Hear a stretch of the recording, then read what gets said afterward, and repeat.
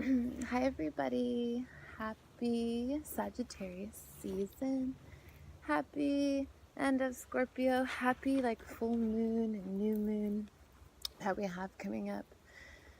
I am here to present to you the amazing Yin and Yang video that I promised you all. In this video, we're going to discuss yin and yang, what exactly they are, the masculine and the feminine, what exactly they are, where they play a role into us, and where they play a role into our outer reality, as inner is outer and vice versa. So I drew up a nice little picture for you guys. So I know it is probably backwards, not too sure. But, so as you can see, this is the yin and the yang, the symbol here. And in the dark side, the black, dark energy is the yin energy. It's the feminine energy. Yin energy consumes of the moon. So moon is feminine. Moon is ruled by Cancer. She is a feminine sign and she's watery. She's very nurturing. She's also known as the mother of the planets. It's the negative energy from positive to negative. It would be the negative aspect. It'd be darkness. So when we go and we turn inward into our inner selves, into our intuition, that's feminine energy, that's yin. It's earthing energy. It's the energy of the earth and density, and it's the energy of water versus sun or fire, because the moon is ruled by the element of water. Cancer is a water sign. The moon is a water sign ruled planet. It's all has to do with the emotions, the internal world, our inward emotions, what makes us up on the inside. It has to do with the nighttime, not the daytime, because it's the night, the moon. So the darkness, everything that encapsulates the night, so the darkness and having that sense of intuition in the darkness, that is all about yin and feminine. Very slow rest. Yin is all about being restful and taking our time with ourselves and our bodies. And if you go to a yin yoga class, you're more likely to be doing less poses and holding them for longer, because yin is all about that nice slow deep heel rather than really action oriented. It's really inward and it's really soaking in with the breath and the meditation. The yin rules substance. So it's the things that are getting pulled that is actually not the action, but it is the substance of the action, if that makes sense. I'm sorry, I have a hard time explaining things a lot, and doing these videos for me really helps me speak more so that I'm able to explain these things better to you guys. So I'm sorry if some of the stuff that I say doesn't make sense. The last thing is the yin is docile, so it's very submissive and it's very taking action, it takes direction well, and it flows with it. It flows with the modes and the changes of the tides of the ocean.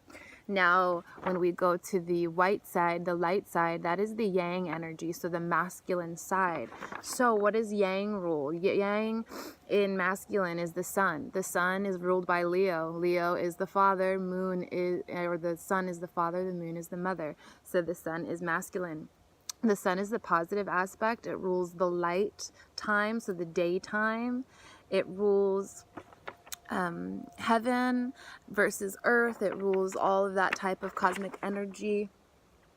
Its element is fire, not water, so because it's not the feminine, it has to be the opposite, and then I'm going to explain more about that after.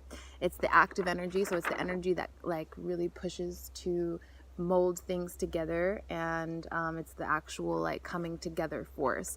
That's yang. It's the daytime, like I said. And it's the outward energy, so putting things outward rather going inward. We're going outward, we're putting energy out, we're pushing energy out, we're being physical with our energy. If you're doing a vinyasa flow, you're more likely to be sweating more and pushing out a lot of your energy and pushing your body more actively. And this, as the feminine is more submissive in nature, the masculine is more dominant. It's more natural for the masculine, the yang side of us, to be more active and to take more dominance and to take more charge in those things. Both of these elements constantly influence each other as they're always working together. You see the yin and the yang and the yin as they contain the opposite. One cannot live without the other. Light cannot be without dark. We cannot live without our shadow. Our shadow is a part of us always, and we're always going to be working with it. So it's super important that we make sure that we understand that it's not one is better than the other. It's both are together. They work together. They work as equal balance. They constantly influence each other, and the maximum effect of one quality will be followed by the transitions toward the opposing quality. As I said, equilibrium. They're always backing back and forth. It's a constant balancing act between these two energies as they are in us. We both have, as men and women, we both embody as a duality, yin and yang energy. So it's important. We can be over yang energy. We can have too much masculine energy as a woman or as a man, and vice versa. You can have too much feminine energy as a woman, and your yang cannot be balanced as a woman. You may need to have established more dominance in your life. You may need to establish more control and activeness in your life rather than being inward and more as and too submissive. That's an example. They define each other. Neither can exist without the other. Activity consumes substance. So the activity would be the yang, the substance would be the yin, and vice versa. They become each other. The dot in each half represents the seed of the other. So it's all containing. So how does this work in our natural world? How does this work within us? There's food. Everything comes down to an energy, coming down to the food we eat. So the more dense foods that we eat are going to be more yang. So a lot more dense foods, a lot more meats, milks, dairies, those are going to be more yang energy. Yin energy is more lighter foods, more water, a lot of water, and a lot of fruits and veggies and lighter foods like that, like grains and whole grains and whatnot. Why is it important for yin and yang to be balanced within us? Why is it important for us to know? Sorry, I'm chasing the sun here. Is it important for us to know about this? It's because this is what makes up our world. This is the constant teeter-totter, the constant balance that we're looking to achieve. If we aren't balanced, we need to look within ourselves, and we need to look within our diet and our activities in our day. What is too yang? What is too yin? What needs more in my life? What do I need more of? Do I need more inward time? Do I need more sweet resting time to myself? Or do I need to be more active and put my energy outward more? Do I need to be louder? Do I need to be quieter? Things like that. We're in a constant mode of checking and rebalancing and realigning ourselves. So always when I am in a state of imbalance, I look to this. I look to my yin and yang. I look to what my activities are and what needs to be balanced and what needs to be rechecked. It's not easy, as this is us. This is also our planet. So when we balance our yin and yang, the planet's yin and yang balances. And let me tell you right now, we are returning the feminine up, because we've been in a state of patriarchy for so long. So the masculine and the yang energy is very dominant, and it is time now for the feminine, the yin energy, to be rising slowly and to be meshing so it can be equal again. I know this video was super short. I just don't want my phone to die, and I want to make sure you guys get this information. If you guys want more information on yin and yang or any other topic like that, let me know. I hope this kind of covered and gave you guys a basic of it.